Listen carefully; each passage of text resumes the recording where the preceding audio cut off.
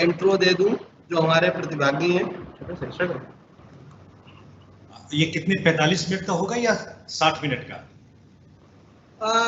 45 minute से 60 minute जो आपको उचित लगेगा। अच्छा। तो good morning everyone.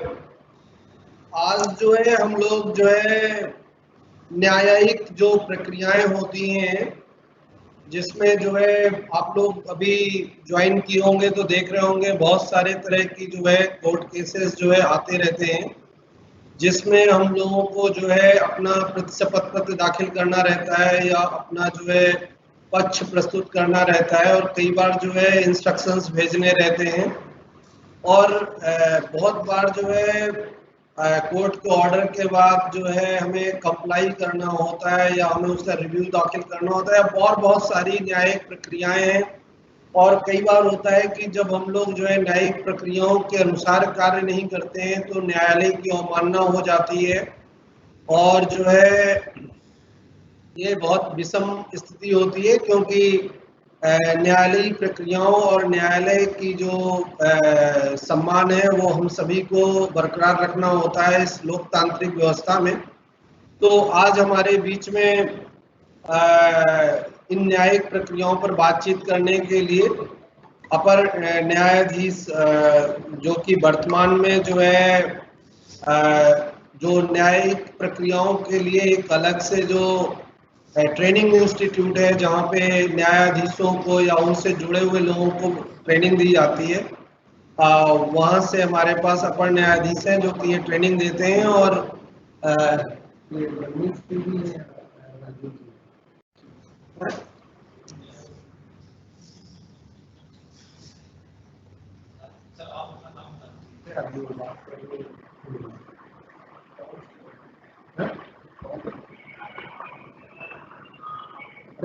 Full column देख लो ना।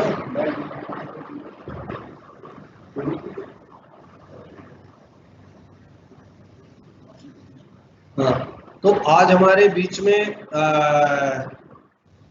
न्यायमूर्ति हैं, एडीजी साहब हैं श्री राजीव महेश्वरम जी, वो जुड़े हुए हैं और वो आपसे इस मुद्दों पे डिटेल में बातचीत करेंगे। और मैं आप लोगों के माध्यम से ये भी अनुरोध करूंगा कि आपके जो सीनियर अधिकारी हैं, जो पूर्व में भले जिला बेसिक शिक्षा अधिकारी या DIOS रह चुके हैं, या जो आपके प्राचार्य महोदय हैं जो कि DDR रह चुके हैं, उनसे आप अनुरोध कीजिएगा कि वो भी इस सेशन को ज्वाइन करें।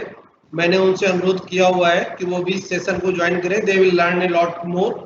तो मैं अब आप लोगों का बहुत अधिक समय न लेते हुए मैं राजीव महेश्वरम सर से अनुरोध करना चाहूँगा कि वो अपनी बातचीत को, अपनी टॉक को शुरू करने का कष्ट करें। राजीव महेश्वरम जी। जी बहुत बहुत धन्यवाद। आप सभी लोगों को मेरा सादर नमस्कार। और निश्चित तौर पे आज का जो हमारा दौर है बहुत ही विषम परिस्थितियों से हम लोग गुजर रहे हैं। जैसा कि सब लोग जानते हैं कि कोविड-19 जो कि एक विश्वव्यापी महामारी का नाम दिया गया है, उसकी वजह से हम लोगों को तकनीक का प्रयोग करना पड़ रहा है, और कहीं ना कहीं से अब इसका महत्व हमें समझ में आ रहा है, क्योंकि हम कहीं पहले चूंकि हम लोगों ने बहुत इसका प्रयोग नहीं किया तो बहुत तरह के प्रश्न चिन्ह हमारे दिमाग में या प्रश्न व्याप्त थे कि क्यों है ये सब कुछ। लेकिन आज शायद टेक्नोलॉजी का क्या महत्व है ये हम सब लोग समझ गए होंगे। खैर, तो मैं उम्मीद करता हूं कि आप सभी लोग स्वस्थ होंगे, सुरक्षित होंगे, आपके परिवार के भी सभी लोग स्वस्थ होंगे। बहुत आवश्यक है कि हम लोग इसका पूरा ध्यान रखें, क्योंकि न सिर्फ हम लोग अपने आप को बचा रहे हैं बल्कि हम दूसरे को भी संरक्षित रख रहे हैं, उनको भी हम सुरक्षा प्रदान कर रहे हैं।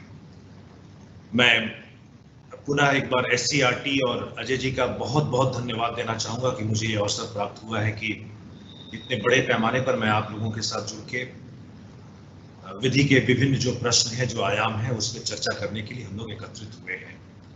और मैं देख रहा हूँ कि SCRT का जो एक मोटो भी है वो भी है, let noble thoughts come from all directions. तो शायद उस चीज को चरितार्थ करते हुए आज हम लोग अपने विचारों को आदान प्रदान करेंगे। समय बहुत कम है, विषय बहुत सारे हैं, तो हम लोग एक ओवरव्यू जो हमारे टॉपिक जो विषय है उसका हम लोग लेंगे। और चूंकि we are going to have a discussion on different legal issues, तो जो टर्म्स हैं मैं उसका अंग्रेजी में प्रयोग करूंगा। कोशिश ये होगी कि हम लोग एक मिक्स्ड रूप से अंग्रेजी और हिंदी दोनों का प्रयोग करते हुए अपनी चर्चा को रखें। अब जैसा कि अभी इंट्रोडक्शन में ही कहा गया है कि आज का जो विषय है उसमें रिट है, नरेटिव है, प्रतिशपथ पत्र है, अवमानना है, विशेष अपील है, एसएलपी है, पीआईएल है, और ये माननीय उच्चतम न्यायालय और माननीय उच्च न्यायालय के संदर्भ में हम लोगों को इसका अध्ययन करना है। तो सबसे पहले, जैसा कि आप सब लोग जानते होंगे कि हमारे देश का जो सबसे महत्वपूर्ण और जैसे हम कहते हैं कि ग्रैंड लॉ, सबसे महत्वपूर्ण जो कानून है, और जितने भी कानून हैं देश के वो उसके अनुसार होने चाहिए। अगर कहीं से भी हमारे संविधान का उल्लंघन किसी भी कानून के द्वारा किया जाता है तो फिर उस स्तर तक जितना कि वो विधि जो कि अधिनियमित की गई है विधायिका के द्वारा, उस स्तर तक न्यायपालिका के द्वारा, खासतौर पर उच्च न्यायालय या उच्चतम न्यायालय के द्वारा उसे असंवैधानिक घोषित किया जा सकता है। तो अब हमें देखना होगा सबसे पहले कि जो हमारे यहाँ न्यायालय हैं वो क्या उनका स्तर है, क्योंकि जब हम अपने फेडरल कॉन्स्टिट्यूशन की बात करते हैं तो जो सबसे एक अनूठा चीज है हमारे संविधान का वो है यूनिफाइड लीगल सिस्टम। क्योंकि अगर आप अमेरिका से तुलना करें तो अमेरिका में दो स्तर के न्यायालय हैं। एक है कि राज्य के द्वारा जो कानून बनाए गए हैं उसके संदर्भ में उनके जो न्यायालय है उनके पास अधिकार होता है उसका निर्वचन करने का। वहां की जो सुप्रीम कोर्ट है, उच्चतम न्यायालय है, वो केवल फेडरल लॉज को या संवैधानिकता के प्रश्न को का ही वो उनके द्वारा एक तरह से देखा जाता है, जांचा परखा जाता है, और फिर उसके अंतर्गत अपने डिसीजंस के द्वारा, अपने निर्णयों के द्वारा वो उसका निर्वचन करते हैं। लेकिन हमारे यहाँ निचली अदालत से लेके, यानी कि जिला अदालत, उच्च न्यायालय, उच्चतम न्यायालय, तीनों जो अदालतें हैं वो चाहे वो संसद के द्वारा बनाए गए कानून हो या राज्य विधायिका के द्वारा बनाए गए कानून हो, वो दोनों कानूनों का उनके समक्ष किसी भी विषय को हम ला सकते हैं और उसके संबंध में उन्हें निर्णय देने का या आदेश पारित करने का अधिकार होता है, जो कि अमेरिका में नहीं है। हम लोगों ने यह जो विधि व्यवस्था है, ये कॉमन लॉ जो हम कहते हैं ब्रिटेन का, वहां से हम लोगों ने इसे अपनाया है।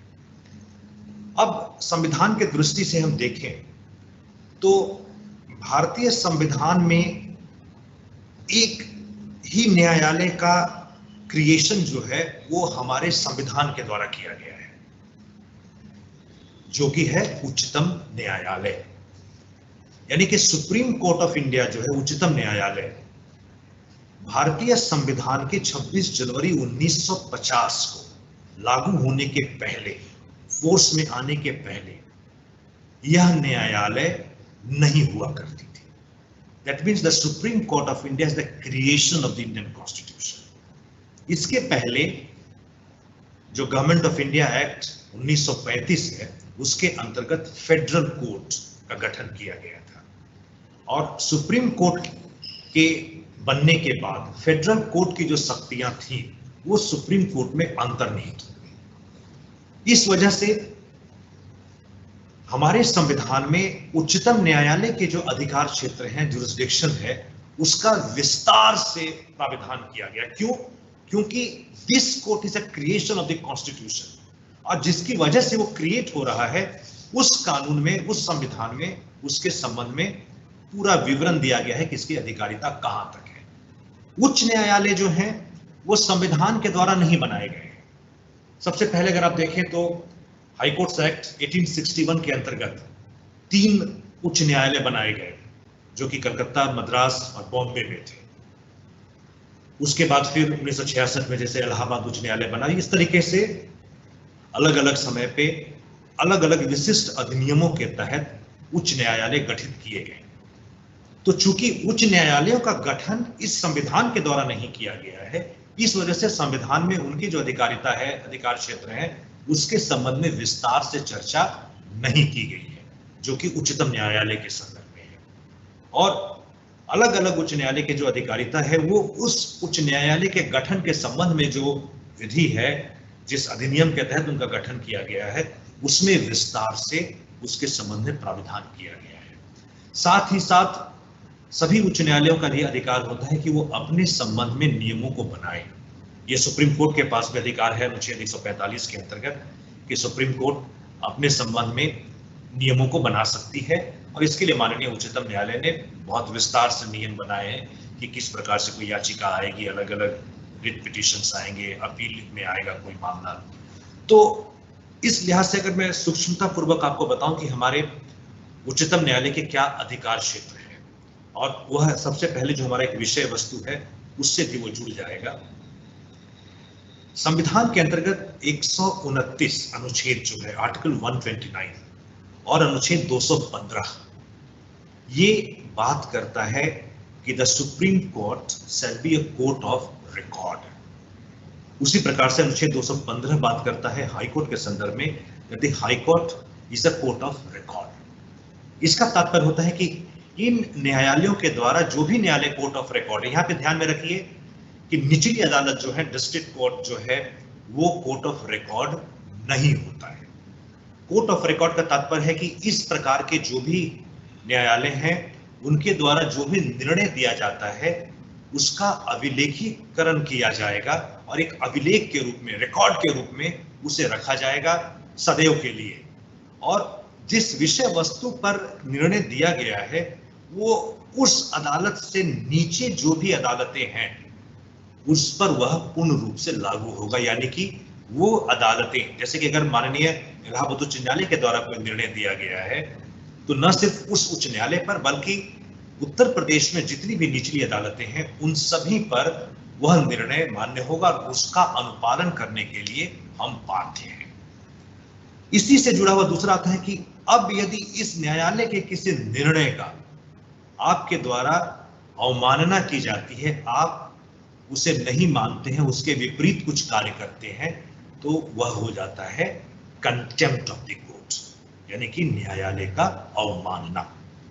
और यह एक अंतर्निहित शक्ति है न्यायालय में जो कि हम लोगों ने ब्रिटेन से अपनाया है। और ऐसी कोई भी अदालत जो कि कोर्ट ऑफ रिकॉर्ड के रूप में, अभिलेख न्यायालय के रूप में है, उसके पास अधिकार होता है कि वो अपनी अवमानना के लिए वह किसी को भी दंडित कर सकती है। अब है कि दंडित करने के लिए अलग से कानून बनाया गया है, कंटेम्प्ट ऑफ कोर्ट एक्ट 1971, और अभी ये चर्चा में भी है क्योंकि माननीय उच्चतम न्यायालय के 3 जजेस की पीठ ने एक वरिष्ठ अधिवक्ता प्रशांत भूषण साहब को उनके द्वारा 2 ट्वीट्स जो किए गए थे उसके लिए उनको दोषी पाते हुए अवमानना के लिए उनको दोष सिद्ध किया है, और अगले 20 तारीख को यानी कि परसों इस पर सजा के प्रश्न पर सुनवाई होगी। तो अब इस कंटेम्प्ट ऑफ कोर्ट एक्ट 1971 के अंतर्गत जो अवमानना है उसे 2 तरीके से विभाजित किया गया है, जो कि इस अधिनियम के सेक्शन 2 में इसका उल्लेख किया गया है। एक है सिविल अवमानना और एक है दांडिक अवमानना, civil contempt and criminal contempt.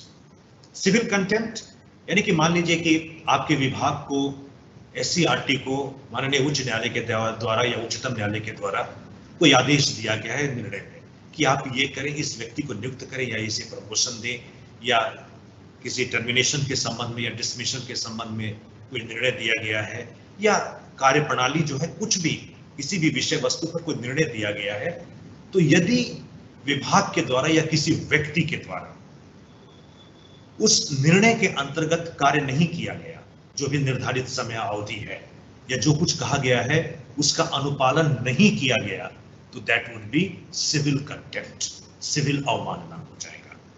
Criminal contempt, जैसा कि अभी प्रशांत भूषण साहब का फिर उदाहरण आपको दें, उसमें क्या हो सकता है कि हम पब्लिकेशन के माध्यम से कोई प्रकाशन किसी भी रूप में हो सकता है, हम कहीं पे भाषण दे सकते हैं, कोई पेंटिंग बना सकते हैं, किसी पुस्तक में लिख सकते हैं, नेट पर, इंटरनेट पर लिख सकते हैं, किसी सोशल वेबसाइट पे, व्हाट्सएप पर कुछ लिख सकते हैं, जिसमें कि हम प्रश्न चिन्ह उठा रहे हैं, क्रिमिनलाइज कर रहे हैं, स्कैंडलाइज कर रहे हैं, ये तो बेकार है, यहाँ पे सब भ्रष्टाचार है, यहाँ पे लोग मिले हुए हैं, सरकार के साथ मिली भगत है, न्यायालय बिल्कुल स्वतंत्रतापूर्वक कार्य नहीं कर रही है, तो ऐसा कुछ भी किया जाता है पब्लिकेशन के माध्यम से, भाषण देकर, बोलकर, लिखकर, तो वो हो जाता है क्रिमिनल कंटेम्प्ट। या कोर्ट कार्य कर रही है और वहां पे आप अवरोध उत्पन्न कर रहे हैं, जिसे कि हम कहते हैं contempt on the face of the court. न्यायालय के सामने कोई अवमानना हो गई, किसी ने जूता फेंक दिया, किसी ने वहीं पे गाली गलौज कर दी, तो इसमें हम अब न्यायालय को कोई अलग से इसमें साक्ष्य एकत्र करने की आवश्यकता नहीं है। क्यों? क्योंकि सामने हुआ है सब कुछ, इसे कहते हैं फेस ऑफ द कोर्ट। तो ऐसा अगर होता है तो न्यायालय तुरंत उस व्यक्ति को दंड दे सकती है, या उस दिन कह सकती है कि आप दिन भर यहां पर रहिए, या उसको निरुद्ध किया जा सकता है, कोई दंड प्रदान की जा सकती है। उसमें बहुत आवश्यक नहीं है कि अलग से साक्ष्य दिया जाए। लेकिन बाकी जो चीजें हैं, अगर अनुपालन नहीं किया गया, जैसे कि हमने कहा कि सिविल कंटेम्प्ट है या क्रिमिनल कंटेम्प्ट, हमने स्कैंडलाइज किया, कुछ पब्लिकेशन किया, तो फिर वहां पे एक निर्धारित प्रक्रिया के द्वारा, जिसमें कि दूसरे पक्ष को, जैसे कि यहाँ पे फिर हम उदाहरण ले प्रशांत भूषण साहब का, तो दुष्यंत दवे जो वरिष्ठ अधिवक्ता, उनके द्वारा आर्ग्यू किया गया। उन्होंने 120 पन्ने का अपना एक जवाब दिया, जो contempt notice suo motu. Court स्वयं भी ले सकती है इसका संज्ञान, या किसी व्यक्ति के द्वारा न्यायालय के संज्ञान में यह विषय वस्तु लाया जाता है।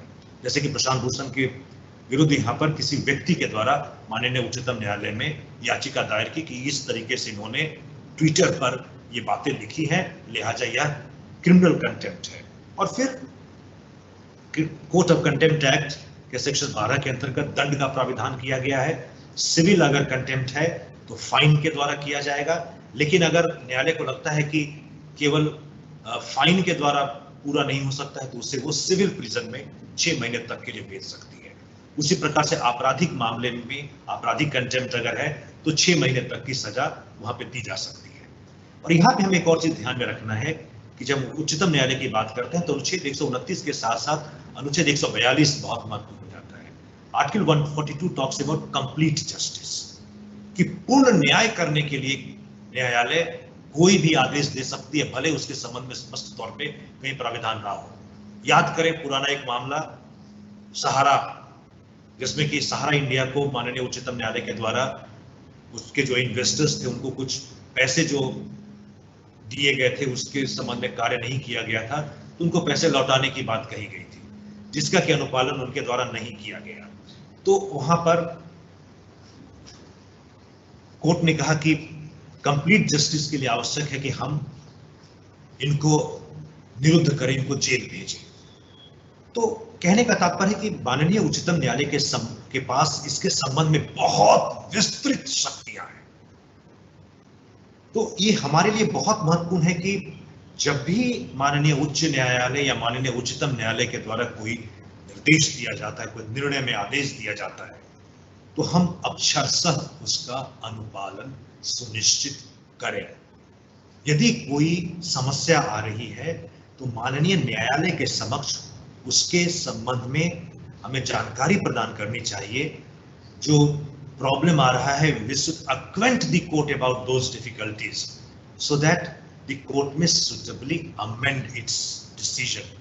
The honorable court may suitably amend its order कि क्या किया जाना चाहिए। जैसे कि उदाहरण के तौर पे अभी कई टेलीकॉम कंपनीज जैसे हैं, एयरटेल है, वोडाफोन वगैरह है, उनको जो लाइसेंस फी देनी थी उसके संबंध में आदेश दिया गया है, तो वो न्यायालय को बार बार कहते हैं कि हमारे पास अभी दिक्कत है, ताकि न्यायालय उसको संशोधन कर सके, उनको और समय दे सके। लेकिन अगर न्यायालय के द्वारा जो समय सीमा निर्धारित की गई है या जो आदेश का बिल्कुल स्पष्ट स्वरूप है अगर नहीं माना जाता है, तो फिर न्यायालय वहां पे स्वतंत्र होगी उपयुक्त आदेश पालित करने के लिए, जो कि किसी भी प्रकार का हो सकता है। और यहाँ पे हमें ध्यान में रखना है कि अवमानना की जो या कंटेम्प्ट की जो शक्ति है न्यायालय के पास, उसे सीमित नहीं किया जा सकता है। कंटेम्प्ट ऑफ कोर्ट एक्ट 1971 ना भी होता तो भी इन न्यायालयों के पास अधिकार है कि वो इसे सुनिश्चित करने के लिए कोई भी आदेश या उपयुक्त कदम उठा सकती है। और कोई भी प्राविधान होता है, सबका एक ऑब्जेक्टिव होता है, एक उद्देश्य होता है। उद्देश्य रहित कोई भी कानून, कोई भी कदम, कोई भी विधायिका के द्वारा कानून अधिनियमित नहीं किया जाता है। तो स्वाभाविक तौर पे यह बहुत आवश्यक है कि चूंकि न्यायालय के पास कोई अलग से अपनी पुलिस बल नहीं है, वो कहीं ना कहीं से कार्यपालिका को आदेशित करेगी, पुलिस को आदेशित करेगी कि उसके आदेश का अनुपालन सुनिश्चित कराया जाए। तो चूंकि एक अराजकता ना फैले, न्यायालय के आदेश को हर कोई ऐसे ही उल्लंघन ना करे, यह सुनिश्चित करने के लिए कि न्यायालय के द्वारा कोई भी आदेश दिया जा रहा है उसका अनुपालन किया जाना आवश्यक है, यह सख्ती दी गई है। और यहाँ पे हमें ध्यान में रखना है कि अगर निचली अदालत के द्वारा भी कोई आदेश दिया जा रहा है और उसका अनुपालन अगर आप नहीं कर रहे हैं या किसी निचली अदालत का अवमानना, क्रिमिनल कंटेम्प्ट हो रहा है, तो उसके संबंध में भी उच्च न्यायालय या उच्चतम न्यायालय के पास शक्तियां हैं कि निचली अदालत के अवमानना के लिए भी, यानी कि उसके आदेश का यदि अनुपालन ना हो रहा है, यानी कि सिविल कंटेम्प्ट है या क्रिमिनल कंटेम्प्ट किया जा रहा है, उसके संबंध में माननीय उच्च न्यायालय, उच्चतम न्यायालय किसी भी व्यक्ति को दंडित कर सकती है। इसके अतिरिक्त भारतीय दंड संहिता, इंडियन पीनल कोड में सेक्शन 228 है, जहां पर कि अवमानना के लिए कोई भी न्यायालय अगर हुआ है तो निचली अदालत भी किसी व्यक्ति को दंडित कर सकती है। अब जब हम जुरिस्डिक्शन या अधिकार क्षेत्र की बात कर रहे हैं उच्चतम न्यायालय का, तो एक हो गया 129 के अंतर्गत कंटेम्प्ट, फिर 131 है ओरिजिनल जुरिस्डिक्शन, उसका मूल अधिकार।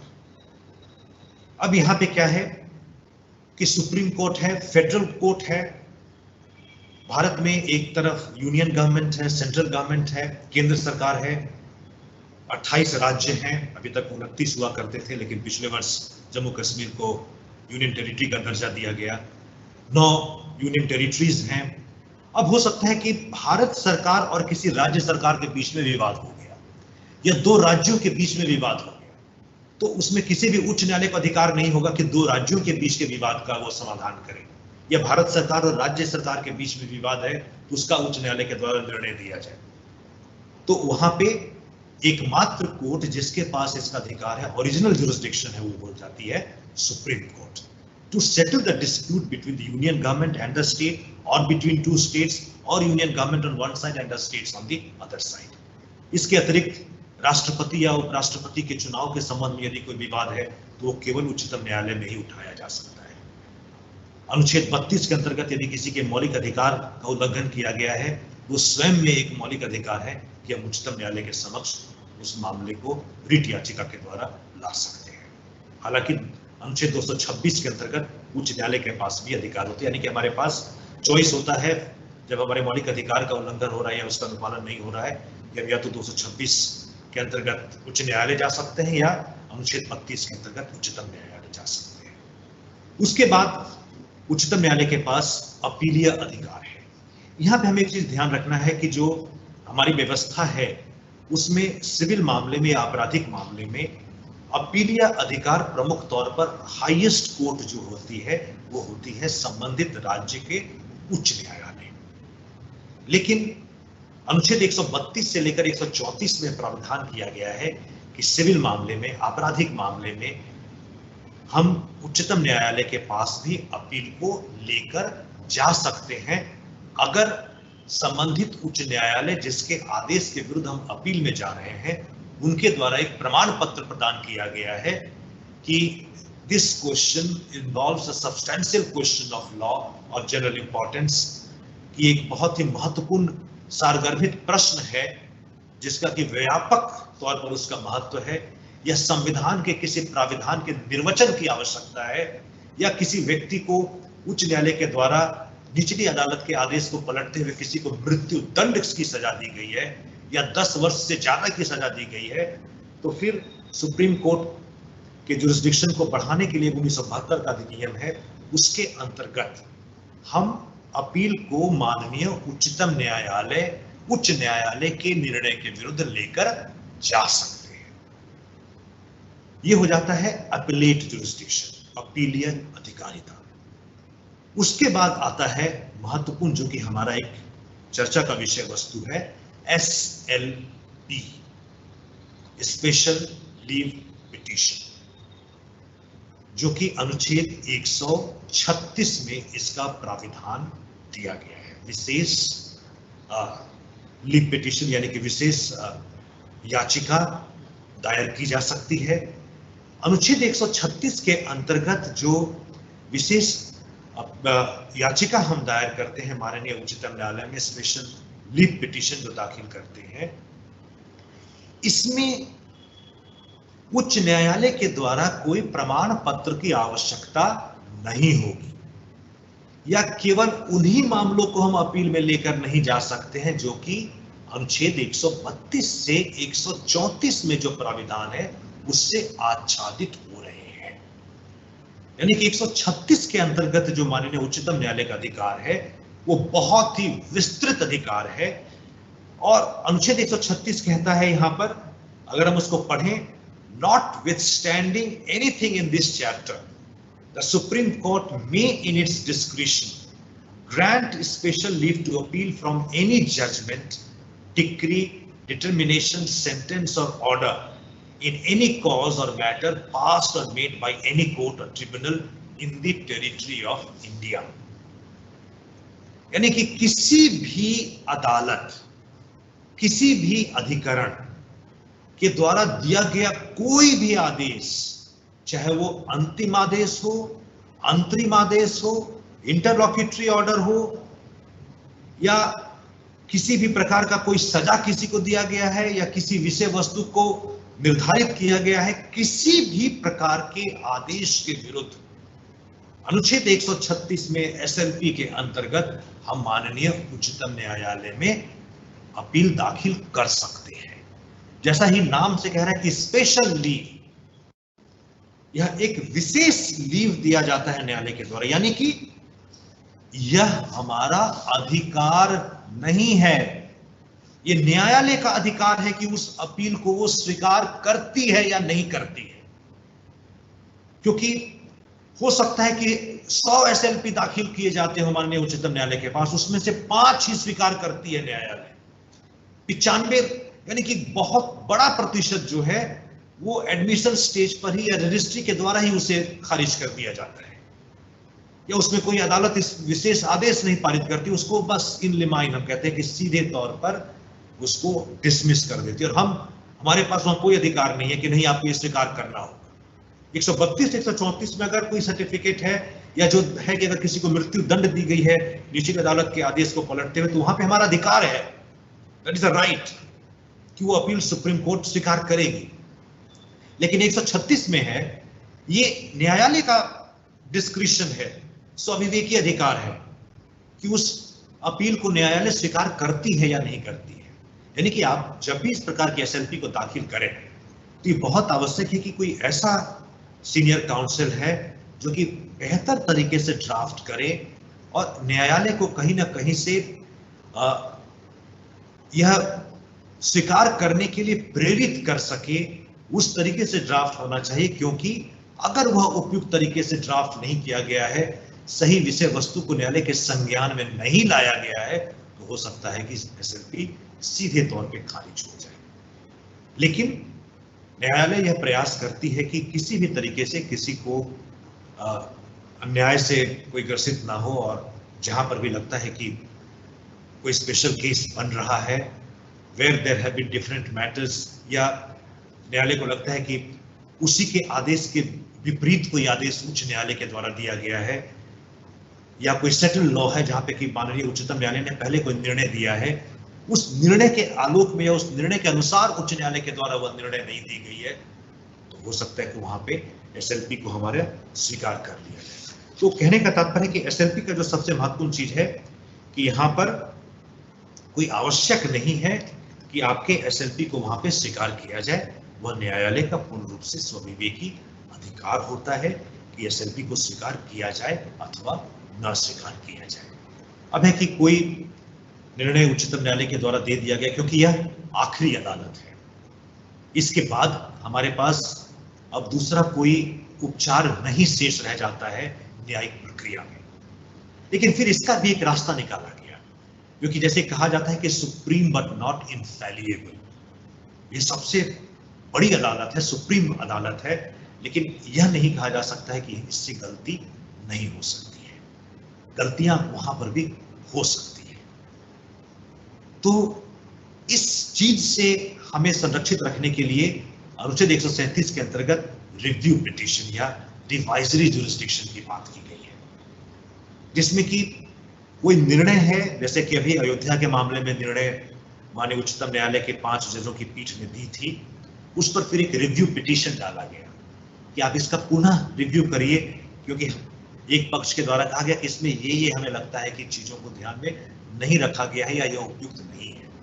तो रिव्यू पिटीशन जो है वो खुद ही अदालत में जरूरी नहीं है कि वो आए, तो उन्हीं माननीय न्यायमूर्तिगण के समक्ष जाएगा जिन्होंने कि पहले निर्णय दिया है, और उस विषय वस्तु को जो कि आपके द्वारा दर्शाया गया है उस पर पुनः विचार करते हुए, जो कि सामान्य तौर पे चेंबर हियरिंग होती है, आपके काउंसिल के चेंबर्स में उस बात को रखते हैं, अगर उनको ये लगता है कि नहीं इसमें ठीक है तो फिर वो रिव्यू पिटीशन को स्वीकार करके उसे पुनः सुनकर उस पर आदेश न्यायालय कर सकते हैं। जैसे कि अभी हाल में सबरीमाला के मामले में एक निर्णय दिया गया था, उसे फिर रिव्यू पिटीशन डाला गया, रिव्यू पिटीशन को स्वीकार करके अब उसे एक बड़ी पीठ को भेजा गया है और उसका पुनर्विचार याचिका जो था उसको स्वीकार करते हुए उस पर पुनर्विचार माननीय न्यायालय के द्वारा किया जा रहा है।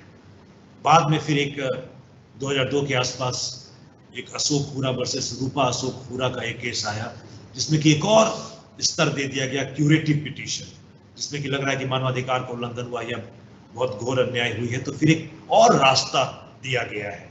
जैसे कि अभी जो निर्भया केस में 4 लोगों को फांसी दी गई अभियुक्तगण को, उसमें क्यूरेटिव पिटीशन में तीसरे स्तर को भी प्रयोग किया गया था उनके द्वारा, यानी कि कोशिश की गई है कि किसी व्यक्ति के साथ अन्याय ना हो। लेकिन अब ये अलग चीज है कि किस स्तर पर स्वीकार किया जाता है, स्वीकार किया जाएगा या नहीं किया जाएगा, लेकिन वह एक उपक्रम निश्चित तौर पे हमारे पास उपलब्ध होता है। इसके अतिरिक्त अनुच्छेद 143 में एडवाइजरी जुरिस्डिक्शन, जैसे कि सरकार के द्वारा माननीय उच्चतम न्यायालय के समक्ष किसी विषय वस्तु को उनकी एडवाइस के लिए, जानने के लिए कि इसमें क्या विधिक स्थिति है, और अलग अलग समय पे इस प्रकार के बहुत सारे मामले भेजे जाते हैं जिसमें कि राजनीतिक विषय नहीं दिया जा सकता है। बहुत पहले 1993 में एक अयोध्या मामले को दिया गया था, जिसमें कि माननीय उच्चतम न्यायालय ने मना कर दिया था कि नहीं, ये वैसा विषय वस्तु नहीं है, इसमें कोई लीगल क्वेश्चन नहीं है, कोई विधिक प्रश्न नहीं है, हम इस पर कोई अपना मत नहीं देंगे। लेकिन अधिकार बहुत कम ऐसे मामले गए हैं, अभी तक कोई 15 के करीब मामले गए हैं, जिसमें कि फिर उच्चतम न्यायालय देती है, सरकार उसे मानने के लिए बाध्य नहीं होती है, क्योंकि सरकार ने सुप्रीम कोर्ट से एडवाइस मांगा है, पूछा है कि क्या होगा। जरूरी नहीं है कि जो भी निर्णय दिया गया है वह सरकार मानने के लिए उसको बाध्य हो, लेकिन बहुत मुश्किल होता है कि जब देश के सर्वोच्च न्यायालय के द्वारा कोई निर्णय दिया गया है उसे स्वीकार ना किया जाए। एक और चीज मैं आपको बहुत यहाँ पे बता देना चाहूंगा कि जब हम अमेरिका के सुप्रीम कोर्ट से अपने सुप्रीम कोर्ट को देखें, तो हमारे यहाँ शुरुआत में जब संविधान बना तो सुप्रीम कोर्ट के जजों की कुल संख्या 8 निर्धारित की गई, chief justice of India plus 7 other जजेस।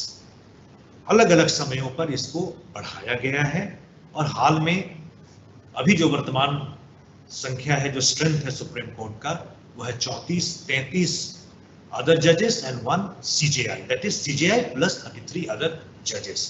वही अमेरिका में अगर आप देखें तो 1869 में जो संख्या थी 9 की, आज भी वही संख्या चल रही है। इसका तात्पर्य है कि वहां पे बहुत कम मामले उच्चतम न्यायालय तक जाते हैं। हमारे यहाँ बहुत बड़ी संख्या में मामले सुप्रीम कोर्ट के समक्ष जाती हैं, और शायद इतने मामले किसी दूसरी सुप्रीम कोर्ट के पास नहीं जाते हैं। लेकिन जितना व्यापक अधिकार हमारे सुप्रीम कोर्ट के पास है, उतना शायद विश्व के किसी दूसरी अदालत के पास नहीं है। इसलिए पॉलिटिकल कमेंटेटर्स, कॉन्स्टिट्यूशनल एक्सपर्ट्स हरदम कहते हैं कि that the supreme court of India is the most powerful court anywhere in the world. जिस प्रकार के अधिकार दिए गए हैं, क्योंकि यह संविधान के निर्वचन का अंतिम अधिकार इसके पास है। अनुच्छेद 142 के अंतर्गत संपूर्ण न्याय देने के लिए किसी भी कानून के रहते हुए उसके परे भी जाकर अगर वो न्याय हित में है तो माननीय उच्चतम न्यायालय निर्णय दे सकती है। यानी कि कोई स्टैट्यूट हो सकता है कि स्पष्ट तौर पे कह रहा हो कि ऐसा होना चाहिए, ऐसा नहीं हो सकता है। लेकिन न्याय हित में अगर माननीय उच्चतम न्यायालय को लगे तो वह अधिनियम के परे जाकर भी कोई निर्णय दे सकती है, किसी को कोई रिलीफ प्रदान कर सकती है माननीय उच्चतम न्यायालय। उस लिहाज से फिर अगर हम माननीय उच्चतम न्यायालय के संदर्भ में एक और विषय को ले लें, एक चीज आई PIL, पब्लिक इंटरेस्ट लिटिगेशन, यानी कि जनहित याचिका।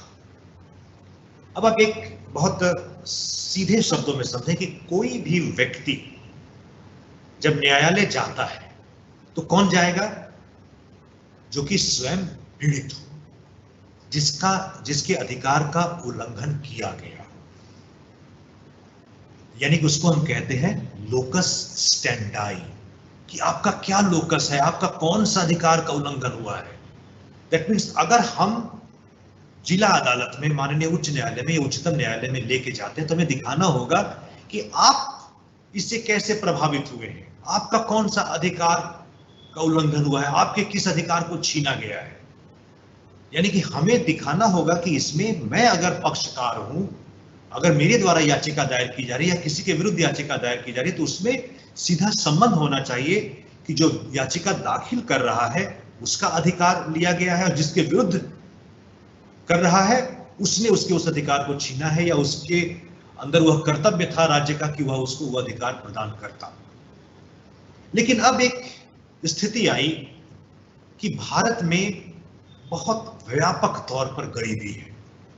उच्चतम न्यायालय में यदि मुझसे भी कहा जाए कि मैं कोई अपील दाखिल करूं या याचिका लेके जाऊं, मैं 50 बार सोचूंगा, क्योंकि अच्छे एडवोकेट्स की जितनी फी है शायद मैं अगर 4-5 हेयरिंग हो जाए तो पूरे जीवन काल में जितना मैं कमा पाऊं उतना हो सकता है उनका फी देना पड़े। बहुत यानी कि गरीबी है, लोगों को इस बात की जानकारी ही नहीं कि उनके क्या अधिकार है। बहुत सारे लोग हैं उनके अधिकारों का उल्लंघन हो रहा है लेकिन उनको पता नहीं है कि यह किसी कानून का उल्लंघन है। उसके पास यह अधिकार है लेकिन उसको अधिकार वो विहीन किया गया है, वो अधिकार उसको दी नहीं गई है। तो ऐसे लोगों के एक समूह में, और इसकी अगर हम शुरुआत को देखें, इतिहास को देखें, तो 1969 में या 70 के दशक के आखिरी वर्षों में एक अखबार है इंडियन एक्सप्रेस। उसमें एक व्यक्ति रुस्तम जी के द्वारा एक लेख लिखा गया, वह लेख छपी इंडियन एक्सप्रेस में, जिसमें बताया गया कि बिहार में कई कैदी निरुद्ध हैं बहुत लंबे समय से, और जो जिस मामले में वो निरुद्ध है उसकी अधिकतम सजा से अधिक समय से वो जेल में, क्योंकि उनके मामले को कभी न्यायालय में लाया ही नहीं गया या न्यायालय में उनकी सुनवाई नहीं हो सकी। तो कहा गया कि there are huge number of prisoners in the jails of Bihar whose the time that has been spent by them in jail is more than what could have been the maximum punishment for the offense which has been alleged against them। यानी कि जो आरोप है उनके विरुद्ध उसमें जो अधिकतम सजा दी जा सकती थी उससे अधिक सजा, उससे अधिक समय तक वो जेल में निरुद्ध रहे हैं। और ये कहा गया कि ऐसे सैकड़ों बंदी हैं बिहार के जेल में। इस लेख के आधार पर एक अधिवक्ता के द्वारा माननीय उच्चतम न्यायालय में एक याचिका दाखिल की गई। स्वाभाविक तौर पे कोई भी याचिका दाखिल की जाती है तो सबसे पहले संबंधित न्यायालय की जो रजिस्ट्री है उसका परीक्षण करती है। तो रजिस्ट्री ने परीक्षण में पाया कि जिस व्यक्ति के द्वारा यह याचिका दाखिल की गई है वो तो बाहर घूम रहा है और जिनके विषय वस्तु को वो लेके आया हुआ है वह तो अधिकार से ये कहीं प्रभावित ही नहीं हो रहा है, तो उन्होंने उसको खारिज कर दिया। फिर उनके द्वारा दाखिल किया गया और यह प्रार्थना की गई कि इसे पीठ के समक्ष रखा जाए। फिर मामला माननीय उच्चतम न्यायालय के पास दाखिल की गई और माननीय उच्चतम न्यायालय ने इसे स्वीकार किया। यहां से शुरुआत होती है जनहित याचिका की। और यहां पे कोर्ट ने कहा कि जहां पर कि व्यापक तौर पे गरीबों का अधिकार का उल्लंघन हुआ है वो स्वयं न्यायालय नहीं आ सकते हैं। यदि किसी व्यक्ति के द्वारा जो कि उनके अधिकारों के प्रति सचेत है, अगर किसी ऐसे व्यक्ति के द्वारा न्यायालय में मामला लाया जाता है तो हम उसे स्वीकार करेंगे। लोकस स्टैंडाई का जो सिद्धांत है उसे यहाँ पर अलग किया गया और कोर्ट ने कहा कि जहां मौलिक अधिकारों का प्रश्न हो और 142 के अंतर्गत संपूर्ण न्याय का प्रश्न हो, वहां पर लोकस स्टैंडाई का नियम जो है ऐसी याचिका को हमारे समक्ष लाने से रोक नहीं सकता है। यहां से शुरुआत होती है। उसके बाद फिर बिहार में आपने एक फिल्म भी देखी होगी, गंगा जल, जिसमें कि कैदियों के आंखों में एसिड डाला गया। उस विषय वस्तु को Anil Yadav versus state of Bihar के केस में लाया गया। अब यहां से देखिए न्यायालय कितनी सचेत थी लोगों के अधिकार के प्रति। अभी तक है कि कोई याचिका दाखिल की गई, इसके बाद किसी ने पत्र लिख दिया कि ये हो रहा है, भारत के मुख्य न्यायाधीश को या किसी भी उच्चतम न्यायालय के न्यायाधीश को, उस पत्र को याचिका बना दिया गया और किसी अधिवक्ता को कहा गया न्यायालय के मित्र के रूप में, जिसको कि एमिकस क्यूरी कहते हैं, एमिकस क्यूरी, न्यायालय का मित्र, किसी को कहा गया कि आप न्यायालय के मित्र के रूप में इस याचिका में याचिकाकर्ताओं की तरफ से जिन लोगों का अधिकार की बात इस पत्र में कही गई है, जिसको कि हम लोगों ने याचिका का स्वरूप दिया है, उसमें उनके पक्ष को रखिए, जिसे कि कहा जाता है एपिस्टोलरी जुरिस्डिक्शन, यानी कि पत्र के आधार पर याचिका का स्वरूप दिया गया। कहां? जहां पर कि मौलिक अधिकारों का उल्लंघन हो रहा था। बात यहीं पर नहीं रुकी। इसके बाद फिर अखबार में कोई report, justice Kuldeep Singh, honourable justice Kuldeep Singh ने अखबार में एक रिपोर्ट पढ़ी कि ये हो रहा है, पर्यावरण के दृष्टि से कहीं पर उल्लंघन हो रहा है, तो उस अखबार के रिपोर्ट के आधार पर संज्ञान लेते हुए स्वयं न्यायालय ने उसे याचिका का स्वरूप दे दिया। और यदि हम जनहित याचिका को देखें तो सबसे पहले ये गरीबी, मौलिक अधिकारों के उल्लंघन के प्रश्न पर उठा, जिसमें बंधुआ मजदूरी थी, जेल में निरुद्ध बंदियों का प्रश्न था, या गरीबों को अधिकार नहीं मिल पा रहे थे, कोई रेडी लगा रहा है, पेमेंट ड्वेलर है, सड़क पे सो रहा है, उसको नगर पालिका हटा दे रही है, जैसे कि बॉम्बे के केस में हुआ, वहां पे याचिका सुप्रीम कोर्ट ने स्वीकार कर ली। दूसरा स्तर हम देखते हैं कि स्टेज आया पर्यावरण का। एमसी मेहता ने बहुत सारे केसेस दाखिल की। आज जो हम ताजमहल के संरक्षण की बात करते हैं, सीएनजी का प्रयोग शुरू हुआ, उसके बाद जो कई जगह जो खनन किया जा रहा था उससे पर्यावरण को जो नुकसान हो रहा था, औद्योगिक या गंगा सफाई का प्रश्न शुरू हुआ, यह सब पर्यावरण का एक स्वरूप। फिर यह यानी कि दूसरा स्तर हम देख रहे हैं कि पर्यावरण के मुद्दों का। फिर हम देख रहे हैं कि भ्रष्टाचार के मुद्दों को लेकर आज इसके आधार पर बहुत सारी जनहित याचिका, पेट्रोल पंप का किस तरीके से आवंटन किया गया, कॉमनवेल्थ गेम्स में किस प्रकार से भ्रष्टाचार हुई, कथित रूप से कोल माइंस के आवंटन में किस प्रकार से, यानी कि अब हम देख रहे हैं कि गरीबी, पर्यावरण, भ्रष्टाचार, यानी कि एक साइकिल चल रहा है जनहित याचिकाओं का। लेकिन साथ साथ क्या हो गया कि जनहित याचिकाओं का दुरुपयोग शुरू हो गया। हम दूसरे किसी माध्यम से न्यायालय के पास याचिका दाखिल नहीं कर सकते थे, उसमें दिक्कत थी। तो अब हम लोगों ने क्या किया कि मेरा स्वयं का इंटरेस्ट है, लेकिन मैंने उसको एक स्वरूप दे दिया, जामा पहना दिया जनहित याचिका का, क्योंकि वो आसान था। तो न्यायालय को लगा कि बहुत लोग अब इसके आड़े में दुरुपयोग कर रहे हैं, उसको पब्लिक इंटरेस्ट लिटिगेशन करके, in fact that is a private interest litigation. तो फिर न्यायालय ने एक नियम बनाई या एक तरह से कुछ मार्गदर्शक सिद्धांत दिए कि ऐसे याचिका अगर लाई जाती है जिसमें कि इस प्रकार का कोई पब्लिक इंटरेस्ट नहीं है, तो उसको खारिज किया गया। बाद में फिर रोकने के लिए, क्योंकि बाढ़ आ गई जनहित याचिकाओं की, उसमें एग्जेम्पलरी फाइन भी, 50,000 का फाइन, 1 लाख का फाइन कोर्ट के द्वारा इंपोज किया जाना शुरू हुआ। किसी एडवोकेट को यह भी दिया गया कि अगर आप इस तरीके से दुरुपयोग करेंगे आपके लाइसेंस को रद्द कर दिया जाएगा। यानी कि इसका दुरुपयोग भी हुआ है, लेकिन स्वाभाविक तौर पे इसका बहुत बड़े पैमाने पर इसका सकारात्मक प्रभाव हुआ है। और कहीं ना कहीं से यह दिखाता है कि एग्जीक्यूटिव कार्यपालिका जो है, जहां पे अपने कर्तव्यों को नहीं कर पाई, जो उसको करना चाहिए था उसे वह नहीं कर पाई, तो फिर वहां पे उस वैक्यूम को भरने के लिए, वहां पे जो रिक्तता थी उसे भरने के लिए न्यायालय को आना पड़ा। क्योंकि न्यायालय ने यह माना कि अधिकार है लोगों का, और कार्यपालिका के रुग्णता की वजह से, कार्यपालिका के इनइफेक्टिवनेस की वजह से कार्यपालिका के सोए रहने की वजह से लोगों के उनके अधिकारों से वंचित नहीं किया जा सकता है। And as a protector of the constitution, क्यों? क्योंकि उसी कॉन्स्टिट्यूशन में व्यक्ति को मौलिक अधिकार दिए गए हैं और उसे संरक्षित रखने का अधिकार उच्चतम न्यायालय का है। और इस प्रकार से अनुच्छेद 21 जो कि जीवन की स्वतंत्रता, दैहिक स्वतंत्रता, लोगों के सम्मान की, डिग्निटी ऑफ द पीपल, उसकी बात करता है। अनुच्छेद 21 के आलोक में व्यापक रूप से इसे विस्तार देते हुए, यानी कि under trial prisoners, payment dwellers, सोने का अधिकार, प्रेयर का अधिकार, स्वच्छ एनवायरनमेंट का अधिकार, यानी कि जो कुछ भी सोच सकते हैं उस अधिकार को अनुच्छेद 21 के अंतर्गत हमारे right to life which should include life with dignity, सम्मान के साथ जीने का अधिकार, उसके अंतर्गत पढ़ते हुए माननीय उच्चतम न्यायालय के द्वारा इसे बहुत ही व्यापक स्वरूप दिया गया है। दुरुपयोग हुए हैं, लेकिन नेगेटिव किसी भी कोई भी चीज जब ली जाती है तो उसका सकारात्मक पक्ष, नकारात्मक पक्ष दोनों होता है।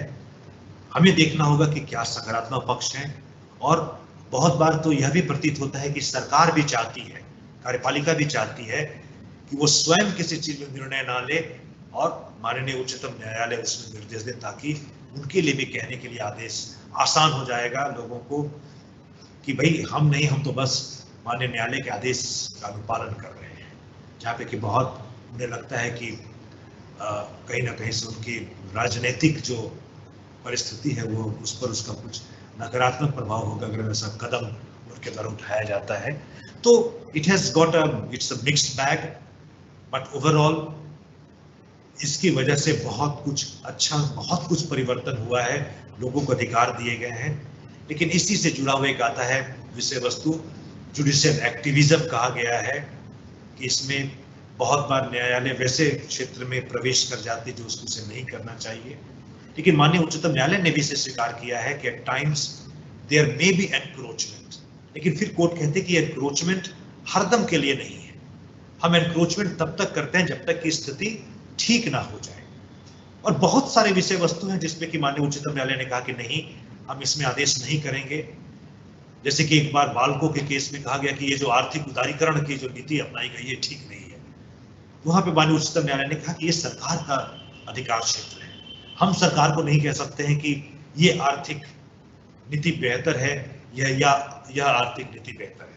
हम सरकार को नहीं कह सकते कि आप ये कानून बनाएं या ये ना बनाएं। हम सलाह दे सकते हैं, लेकिन हम कार्यपालिका को या विधायिका को हम बाध्य नहीं कर सकते हैं कि आप ये कानून बनाओ। ये उनका अधिकार क्षेत्र है।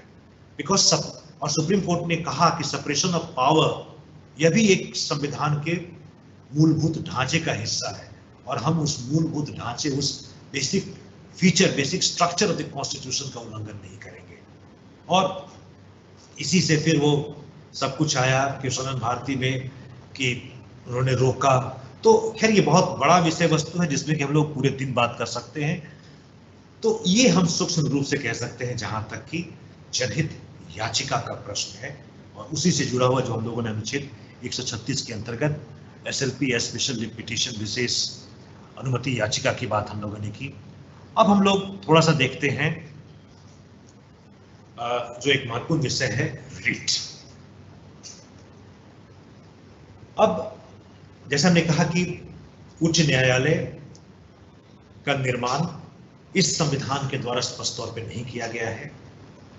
उच्च न्यायालय जो रहे हैं, अधिकांश उच्च न्यायालय इस संविधान के आने के पहले से कार्य कर रहे थे। सुप्रीम कोर्ट का निर्माण निश्चित तौर पे इस संविधान के द्वारा किया गया। लेकिन यदि हम संविधान के प्रभाव में आने के पूर्व की स्थिति देखें जो उच्च न्यायालय के अधिकार क्षेत्र थे, तो केवल कलकत्ता, बंबई और मद्रास, यहां पे ध्यान में रखना है उच्च न्यायालयों का नाम परिवर्तित नहीं हुआ है। शहर का नाम भले बॉम्बे से मुंबई हो गया, मद्रास से चेन्नई हो गया या कलकत्ता से कोलकाता हो गया, लेकिन हाई कोर्ट्स जो हैं आज भी Calcutta high court, Madras high court या बॉम्बे हाई कोर्ट है। तो 26 जनवरी 1950 के पहले, यानी कि the day on which this constitution came into force, उसके पहले केवल बॉम्बे, कलकत्ता और मद्रास हाईकोर्ट के पास रिट जारी करने का अधिकार था, और वो भी केवल प्रेसिडेंसी टाउन यानी कि कलकत्ता, मद्रास या बॉम्बे शहर के परिक्षेत्र में, जो प्रेसिडेंसी टाउन कहते हैं, उसके परिक्षेत्र में ही रिट का आदेश या रिट जुरिस्डिक्शन इन उच्च न्यायालयों के पास था। दूसरे किसी भी उच्च न्यायालय के पास रिट अधिकार नहीं था। ये संविधान ने दिया उच्च न्यायालयों को। इसलिए रिट जुरिस्डिक्शन जो है वो कॉन्स्टिट्यूशन में है। जहां तक कि अगर हम हाईकोर्ट्स के पावर्स को देखें तो संविधान में प्रमुख तौर पे हाईकोर्ट्स के सिर्फ 2 प्रकार के अधिकारों की बात की गई है। एक है कंटेम्प्ट का पावर, जो कि अनुच्छेद 215 में है, और दूसरा है रिट जुरिस्डिक्शन, जो कि अनुच्छेद 226 में है। उसके अतिरिक्त स्पष्ट तौर पे किसी दूसरे न्यायिक अधिकार क्षेत्र की बात नहीं की गई है। बाकी बात की गई है कि कैसे न्यायाधीशों की, न्यायमूर्तियों की नियुक्ति होगी, क्या प्रक्रिया होगी, कैसे उनको हटाया जा सकता है, या अंतरिम रूप से इंटरिम अगर कोई है तो कोई टेम्पररी जज को कैसे नियुक्त की जा सकती है, या हर राज्य के लिए एक उच्च न्यायालय होगा या एक से अधिक राज्यों के लिए उच्च न्यायालय हो सकते हैं। जैसे कि अभी भी कई उच्च न्यायालय हैं जो कि एक से, जैसे बॉम्बे हाईकोर्ट के जुरिस्डिक्शन में गोवा और बॉम्बे, महाराष्ट्र दोनों है। गुवाहाटी हाईकोर्ट के पास बहुत व्यापक था, लेकिन अभी बाद में फिर मणिपुर के लिए, नागालैंड के लिए, मेघालय के लिए अलग से उच्च न्यायालय बनाए गए। तो अब 25 उच्च न्यायालय हमारे देश में हैं। दिल्ली एकमात्र केंद्र शासित प्रदेश है जिसका कि अलग से उच्च न्यायालय है। अन्यथा अब हालांकि हम उसमें जम्मू कश्मीर को भी शामिल कर सकते हैं। जम्मू कश्मीर और दिल्ली 2 केंद्र शासित प्रदेश हैं जिनके कि अपने उच्च न्यायालय हैं। अन्यथा बाकी जितने भी केंद्र शासित प्रदेश हैं वो किसी राज्य, जम्मू कश्मीर के मामले में लद्दाख जो है वो उसके उच्च न्यायालय के अधीन होगा। तो खैर अभी वर्तमान में 25 उच्च न्यायालय देश में है। तो अनुच्छेद 226 बात करता है रिट की। उसी प्रकार से अनुच्छेद 32 बात करता है writ jurisdiction of the supreme court. लेकिन यहाँ पे अनुच्छेद 32 और 226 के यदि हम अंतर को देखें तो अनुच्छेद 32 जो है आर्टिकल 32, वो केवल सुप्रीम कोर्ट के पास किसी व्यक्ति के मौलिक अधिकार का यदि उल्लंघन हुआ है तो उसके संबंध में रिट जारी करने के अधिकार को प्रदान करता है। यानी कि सुप्रीम कोर्ट का जो रिट जुरिस्डिक्शन है वो सीमित प्रकृति का है। It is of a limited, it is limited in nature. It is a limited jurisdiction which is confined only to issuance of writ for the enforcement of the fundamental rights। लेकिन माननीय उच्च न्यायालय के पास है कि किसी भी प्रकार का कोई भी अथॉरिटी हो, कोर्ट हो, प्रशासनिक अधिकारी हो, प्रशासनिक विभाग हो, जिसके पास की कोई स्टैट्यूट के अंतर्गत, विधि के अंतर्गत कोई विधिक अधिकार है या विधिक कर्तव्य निहित है, उसके विरुद्ध रिट जारी की जा सकती है। यहां पे ध्यान में रखना है कि रिट जुरिस्डिक्शन जो है उच्च न्यायालय के पास 226 के अंतर्गत, यह अपीलीय अधिकार नहीं है, यह सुपरवाइजरी अधिकार है। वो सुपरविजन करती है कि आप या हम सही तरीके से कार्य कर रहे हैं या नहीं कर रहे हैं। और इस वजह से संविधान के अंतर्गत 5 प्रकार के रिट की बात की गई है, जिसको कि फिर हम लोगों ने इंग्लैंड से अपनाया है। इंग्लैंड में से प्रीरोगेटिव रिट भी कहा जाता है, जो कि है हेबियस कॉर्पस, मैंडेमस, सर्टियोररी, प्रोहिबिशन और को वारंटो। हेबियस कॉर्पस यानी बंदी प्रत्यक्षीकरण, मैंडेमस यानी परमादेश, सर्टियोररी यानी कि उत्प्रेषण, प्रोहिबिशन यानी प्रतिषेध, को वारंटो यानी अधिकार परीक्षा। अब हम इसमें सूक्ष्म रूप से देखें।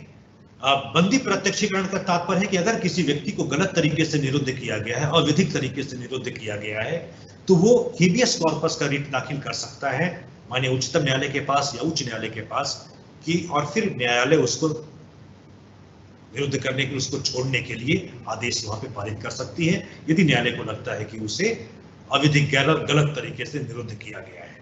यह एक ऐसा रिट है जो कि व्यक्तिगत तौर पे किसी प्राइवेट सिटीजन, मैंने किसी को निरुद्ध कर लिया तो उसके तरफ से कोई रिट याचिका दाखिल कर सकता है।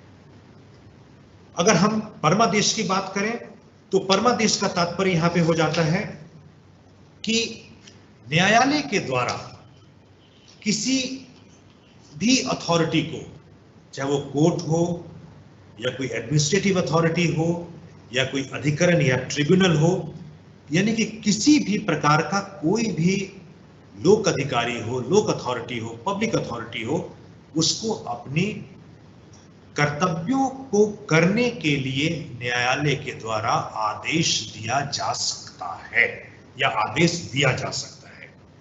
यानी कि जो व्यक्ति रिट लेके जा रहा है उसके पास वो अधिकार होना चाहिए और जिसके विरुद्ध लेके जा रहा है उसमें वह कर्तव्य होना चाहिए। जब तक ये दोनों चीजें विद्यमान नहीं होंगी तब तक परमादेश का रिट जो है वो जारी नहीं किया जा सकता है। यानी कि this is to compel the performance, ये किसी को बाध्य करता है कि वो अपने कर्तव्यों का निर्वहन करे। और आजकल कॉन्टिन्यूइंग रिट मैंडेमस का आ गया है, जैसे कि एसआईटी हम देखते हैं, supreme court monitored investigation Gujarat के दंगों का हुआ, भ्रष्टाचार के मामलों का होता है कि एसआईटी गठित कर दी जाती है और कहा जाता है कि आप इसको न्यायालय को रिपोर्ट करेंगे।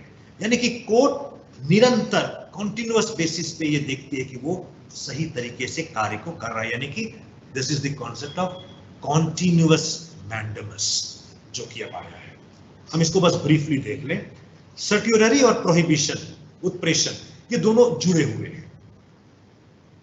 प्रोहिबिशन या प्रतिषेध क्या कहता है कि किसी व्यक्ति को या लोक अधिकारी को अपने अधिकार क्षेत्र से बाहर जाकर कार्य करने से रोकता है। यानी कि अभी आदेश नहीं हुआ है, उसने कुछ करना शुरू किया जो मेरा अधिकार नहीं है। किसी ने अगर अब जैसे कि सर्विस मैटर में, आप लोगों का अगर कोई सर्विस के मैटर में कोई उल्लंघन हो रहा है, मेरे पास एज अ डिस्ट्रिक्ट कोर्ट या डिस्ट्रिक्ट जज या डिस्ट्रिक्ट जज या सिविल जज, मेरे पास उसका अधिकारिता नहीं है और किसी ने वो पिटीशन दाखिल की और हमने उसकी सुनवाई शुरू कर दी, तो यहाँ पे प्रोहिबिशन दाखिल किया जा सकता है उस अदालत के विरुद्ध जो कि अपने अधिकार न होने के बावजूद उस मामले को सुन रही है। यानी कि आपको रोकती है कि you can not do what you don't have the power to do, आप वो नहीं कर सकते जो आपके पास अधिकार नहीं है। यानी कभी कोई आदेश हमने नहीं दिया है, कोई प्रक्रिया हमारे द्वारा अपनाई गई है, कोई याचिका या कोई सुनवाई मेरे द्वारा की जा रही है जो मेरे पास अधिकार नहीं है, तो हम वहां पे अदालत के पास जा सकते हैं और हाईकोर्ट इस रिट के माध्यम से मुझे रोक देगी। वही सर्ट्यूररी या उत्प्रेषण, आदेश हमने दे दिया और वो अधिकार के बगैर हमने आदेश दे दिया तो वहां पे कोर्ट मुझे रोक देगी या उस आदेश को खंडित कर देगी कि ये आपके पास अधिकार था ही नहीं, इसलिए आपके आदेश को हम डिसमिस को समाप्त करते हैं। ठीक है। और को वारंटो, अब कोई पब्लिक ऑफिस है, मेरे पास उसके लिए जो एलिजिबिलिटी है वो है ही नहीं। अब जैसे कि डिस्ट्रिक्ट जज मुझे बना दिया एक सीधी परीक्षा से और मैंने 7 साल तक कहीं प्रैक्टिस की ही नहीं जो कि एक एलिजिबिलिटी है, तो वहां पे किसी भी व्यक्ति के द्वारा दाखिल किया जा सकता है। या कोई इंटर पास है और वो डीएम बन गया यूपीएससी की परीक्षा पास करके धोखे से, जबकि वहां कि भाई आपको ग्रेजुएट होना हो, तो कोई भी व्यक्ति उठा सकता है कि इनके पास वो अधिकार नहीं है इस पब्लिक ऑफिस को पर बैठने के लिए। या कोई एमएलए बन गया, उसकी उम्र 25 वर्ष नहीं थी, धोखे से उसने दूसरा सर्टिफिकेट दाखिल कर दिया। कोई मंत्री बन गया जबकि उसके विरुद्ध कोई क्रिमिनल मामला, कोई सदन का सदस्य नहीं है और वो मंत्री बना, 6 महीने के बाद इस्तीफा दिया और फिर अगले दिन बना दिया गया, तो ये हुआ कि भाई ये तो दुरुपयोग है, इसके पास अधिकार नहीं है, इसके पास, या कोई भारतीय नागरिक नहीं है। जैसे कि एक बहुत महत्वपूर्ण नेता के विरुद्ध यह प्रश्न उठाया गया कि she is not a citizen of India, इसलिए ये प्रधानमंत्री या कोई मंत्री, हालांकि बनी नहीं बन सकते, तो वो अगर बन जाता कोई भारत का नागरिक नहीं है जबकि उसमें एलिजिबिलिटी है कि he should be citizen of India, तो हो सकता है कि को वारंटो अधिकार परीक्षा के माध्यम से हम उसे प्रश्न उठा सकते हैं। तो अब जब रिट दाखिल की जाती है तो हो सकता है कि मान लीजिए कि आपके विभाग के विरुद्ध किसी के द्वारा कोई रिट दाखिल की गई, किसी कर्मचारी को नौकरी से हटा दिया गया है, किसी शिक्षक को नौकरी से हटा दिया गया है, या हटाने की प्रक्रिया अपनाई गई है, उसे वो रोकना चाह रहा है, तो वो इसमें से किसी भी रिट के अंतर्गत, और अब तो खैर कोर्ट कहती है कि अगर आपने सही रिट की मैंडेमस है या सर्ट्यूलरी है या प्रोहिबिशन है या को वारंटो, अगर आपने अपनी रिट याचिका में उसका उल्लेख सही तरीके से नहीं भी किया गया है तो भी कोई बात नहीं, हम देख लेंगे कि सब्सटेंस क्या है। हमको न्याय करना है, टेक्निकलिटी में नहीं जानी है, तकनीकी पक्ष हम नहीं देखेंगे। अगर वो किसी भी इस प्रकार के रिट से आच्छादित हो रहा है, उसके अंदर आ रहा है, तो न्यायालय ले लेगी, भले ही हमने गलत टर्म का वहां पे प्रयोग किया है। तो अब कोई याचिका ऐसी दाखिल होगी, अब आपके विभाग के पास स्वाभाविक तौर पे नोटिस आएगी कि भाई he has filed a writ petition against you which is in the nature of a mandamus, certiorari, prohibition, जो भी है। अब न्यायालय में मामला है तो स्वाभाविक तौर पे उसका अधिकार, अगर आप नहीं जाएंगे तो न्यायालय एक पक्षीय आदेश दे देगी और आपको मानना पड़ेगा, नहीं मानेंगे तो फिर अवमानना होगी तो आप जेल भी जा सकते हैं। तो और रूल ऑफ लॉ है, क्योंकि पूरा जो मैंडेमस है या कोई भी रिट है, अंततः क्या है कि विधि का शासन है, रूल ऑफ लॉ। आप कानून के बाहर जाकर आर्बिट्ररी कोई भी काम नहीं कर सकते हैं, आपको कानून की परिधि में ही कार्य करना है, जो संविधान के अंतर्गत है या जो विधियों के अंतर्गत है या रूल्स के अंतर्गत है या रेगुलेशन के अंतर्गत है। There has to be rule of law. हमको यहाँ पे जमींदार नहीं है कि अपनी इच्छा से जो हमने कहा वही कानून है। We may be powerful but law is supreme, constitution is supreme. इसलिए हम जो भी करें वो नियमों के अंतर्गत करें। तो अब उसके अंतर्गत किसी ने याचिका दाखिल कर, अब आपके पास नोटिस आई, अब आपका कोई काउंसिल, स्टेट काउंसिल है, बहुत बड़े पैमाने पर काउंसिल्स हैं स्टेट के, मान लीजिए कि एजुकेशन ट्रिब्यूनल है, उसका कोई आदेश, उसके विरुद्ध अपील दाखिल हो गई या वहां पे कोई मामला है, तो अब अधिवक्ता जो है स्टेट काउंसिल है, वो जरूरी नहीं है कि हर विभाग के बारे में उसे पूरी जानकारी हो, या यहाँ पे क्या हो रहा है, कौन कर्मचारी है, किसके विरुद्ध क्या कार्रवाई की गई, क्यों कार्रवाई की गई, उसकी पत्रावली मेरे पास है, संबंधित व्यक्ति की पत्रावली आपके विभाग के पास होगी। आपको एक एक विषय वस्तु के संबंध में उस विभाग के व्यक्ति के पास जानकारी है। तो स्वाभाविक तौर पे जो काउंसिल आपका होगा, जो अधिवक्ता होगा, जो आपके मामले को रिप्रेजेंट करेगा, वो आपसे पूछेगा कि क्या है ये मामला, आप उसको फैक्ट से अवगत कराएंगे। तो अब जब भी कोई याचिका दाखिल की गई, वो पैराग्राफ फॉर्म में होता है, अलग अलग प्रस्तर होते हैं, हर प्रस्तर में एक बात लिखी गई होती है। अब जब आप उसका काउंटर दाखिल करेंगे, प्रति शपथ पत्र दाखिल करेंगे, तो आपको एक एक पैरा का जवाब देना पड़ेगा। अगर आप कुछ छूट गया तो ये मान लिया जाएगा कि आपने उसे स्वीकार कर लिया और आपके विरुद्ध चला जाएगा।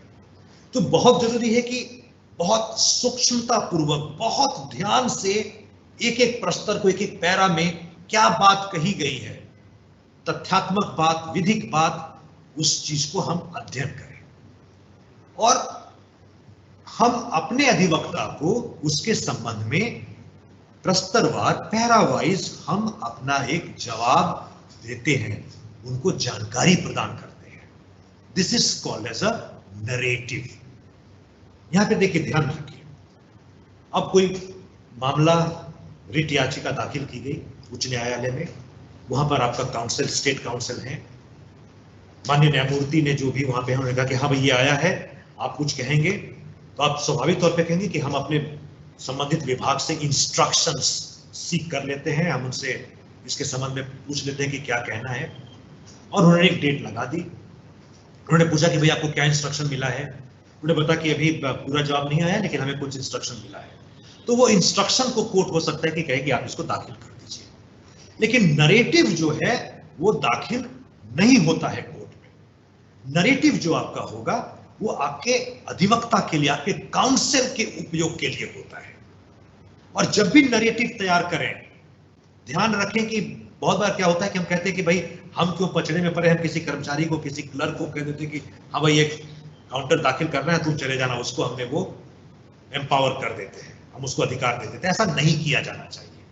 किसी रिस्पॉन्सिबल ऑफिसर को आप बनाएं जो कि जानता है, जो कि चीजों के महत्व को समझेगा। और जब आप नरेटिव के रूप में, यानी कि जवाब, आप जो पिटीशन दाखिल हुई है उसके संबंध में अब आपके विभाग की तरफ से जो काउंटर, प्रतिशपथ पत्र देना, उसका जो जवाब दावा देना है, उसको किस तरीके से दिया जाना है, क्या विषय वस्तु, यानी कि अगर किसी ने कहा कि हम इस तारीख में आए और इस तारीख में एक इंक्वायरी हुई, मुझे हटा दिया गया या मुझे डिमोट कर दिया गया, मेरा प्रमोशन था मुझे प्रमोशन नहीं दिया गया, या मुझे मेरा टर्मिनेशन गलत था, मेरा डिसमिशन गलत था, रिमूवल गलत था, कोई भी चीज उठ सकता है। तो क्यों हुआ आपको पता है, तो आप एक एक पैरा का अध्ययन करते हुए आप उसमें अपने अधिवक्ता को बताएंगे। एक बहुत ही थंब रूल हम कहते हैं, वो है कि every para has to be studied and denied. अब एक हो सकता है कि बहुत बार किसी में कि हम बस ये लिख देते हैं कि ये जो बात इन्होंने कही है ये अस्वीकार है, ये गलत प्रोसेस है। ध्यान रखिए, ये आपके लिए लॉन्ग रन में हो सकता है कि डेट्रीमेंटल साबित हो, आपको नुकसान कर जाए उस मामले में, याचिका में। या हो सकता है कि एक पैरा में उसने कुछ बातें तो वो सही कही हैं और 20% बात ऐसी कही है जो कि आपको लग रहा है गलत है। तो आपको बिल्कुल ध्यान से देखना होगा, आप ये अस्वीकार है, क्यों अस्वीकार है उसे जरूर लिखें। तो जब भी हम नैरेटिव तैयार कर रहे हैं तो बहुत ध्यान से सारे तथ्य को हम अपने अधिवक्ता, अपने काउंसिल के संज्ञान में लाएं। अगर कोई लगता है कि कहीं पर आप कमजोर है आपका पक्ष, तो वो भी उसके संज्ञान में लाएं, उसे छुपाए नहीं, ताकि वो उसका माकूल जवाब तैयार कर सके, उसकी विधिक स्थिति क्या है वो समझ सके। और आपके द्वारा जो नैरेटिव दी गई है फॉर द यूज, आपके अधिवक्ता के काउंसिल के प्रयोग के लिए, उसके आधार पर अब वह न्यायालय में किस रूप में दाखिल करना है वो काउंटर एफिडेविट तैयार करता है। और काउंटर एफिडेविट में स्वाभाविक तौर पे न्यायालय, यानी कि वहां पे किसी कोर्ट के नाम से नहीं होता है, उच्च न्यायालय के नाम से होगा, पक्षों का नाम होगा, यानी कि राम सुजावन बनाम SCERT जो भी विभाग के जिसको भी पक्ष बना के वहां पे किया गया है वह नाम होगा। उसके नीचे जो व्यक्ति काउंटर को दाखिल, यानी कि पिटिशनर जिसने दाखिल की, रिस्पोंडेंट यानी कि जिसके विरुद्ध हम रिस्पोंडेंट हैं जो काउंटर दाखिल कर रहे हैं, और जो अधिकृत व्यक्ति है जिसके द्वारा काउंटर साइन करके दाखिल किया जाएगा उसे हम कहते हैं डिपोनेंट। तो सबसे पहले जो याचिका दाखिल की गई है उसमें याचिकाकर्ता और रिस्पोंडेंट का नाम, उसके बाद डिपोनेंट का परिचय, मैं राजीव महेश्वरम पुत्र श्री महेश्वर प्रसाद सिंह, निवासी यहां का, यानी कि मैं अपना पूरा पता दूंगा। उसके बाद इस विभाग में मैं बतौर एडिशनल डायरेक्टर एट JTRI ये सब कुछ लिखते हुए उसके बाद फिर अब जवाब दाखिल होगा। सबसे पहले स्वाभाविक तौर पे हम लिखेंगे कि मुझे इसका अधिकार विभाग के द्वारा दिया गया है कि मैं ये काउंटर एफिडेविट दाखिल करूं। ये पहला प्रश्न स्वाभाविक तौर पे होगा।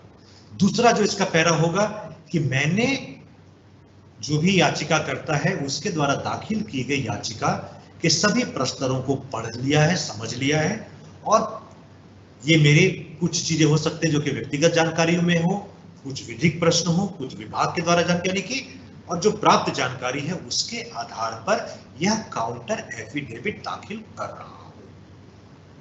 उसके बाद पहले हम अपना पक्ष रख दें तो ज्यादा बेहतर होगा। ये विभाग है, इनको इस तरीके से नियुक्त किया गया था, इनके द्वारा ये किया गया, हटाया गया। उसके बाद उसके याचिकाकर्ता के द्वारा जो भी याचिका दाखिल की गई है एक एक पैरा का आपको वहां पर जवाब देना होगा। Every para has to be touched. और नियम है लीगल कि if any point has been left to be denied और it has been not touched in the counter affidavit, तो ये माना जाएगा कि आपने उसको एडमिट कर ली है, it will be taken to be admission. या आपने बहुत स्पष्ट तौर पे उसको डिनायल नहीं की है तो वो भी आपके लिए हो सकता है नुकसान कर जाए। So this has to be drafted beautifully, every aspect has to be touched. Facts, क्योंकि तथ्य जो है वो सबसे इंपॉर्टेंट है, all facts have to be brought to the notice of the court आपके जवाब में। और फिर जो लीगल इशू है, फिर लास्ट में आप अपना सिग्नेचर करते हैं अधिवक्ता जो है वो वहाँ पे लिखता है कि इनको पहचानता हूँ, पहचान की गई है, इनके जो अधिकार जो अथॉरिटी इनको दी गई उसके आधार पर इसकी पहचान की गई है। अधिवक्ता आपका साइन करेगा, काउंसिल, और फिर लास्ट में ओथ कमिश्नर के समक्ष साइन करके फिर वो न्यायालय में दाखिल कर दी जाती है। That is about narrative and counter affidavit. So this is about our discussion. I think विषय वस्तु बहुत लंबा था, मैं समय को एक्सीड कर गया हूं, इसके लिए very sorry. So once again मैं बहुत बहुत धन्यवाद और आप सभी लोगों की उज्जवल भविष्य की कामना करूंगा और उम्मीद करता हूं कि हम लोग फिर इस प्रकार की किसी परिचर्चा में होंगे और आमने सामने होंगे तो शायद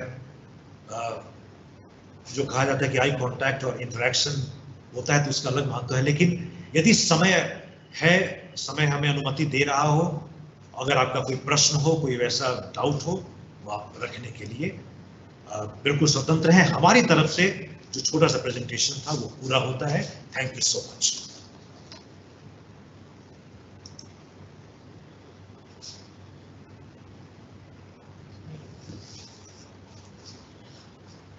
सो I am afraid I think कि कोई क्वेश्चन नहीं है, या तो ऐसी बात है जो किसी के समझ में ना आए या चीजें समझ में आ गई। खैर, again wish you all the best and I again thank Sri Ajay ji and the entire team of SCRT for having given me this opportunity and I hope that आप लोग बहुत बेहतर तरीके से अपने कर्तव्यों को समझते हुए अपने कार्य को करेंगे। Thank you so much. Thank you, sir.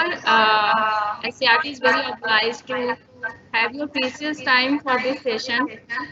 We are delighted after getting this very informative and knowledgeable session, as the terminology of law is very complicated for normal understanding, but we understand it very fairly.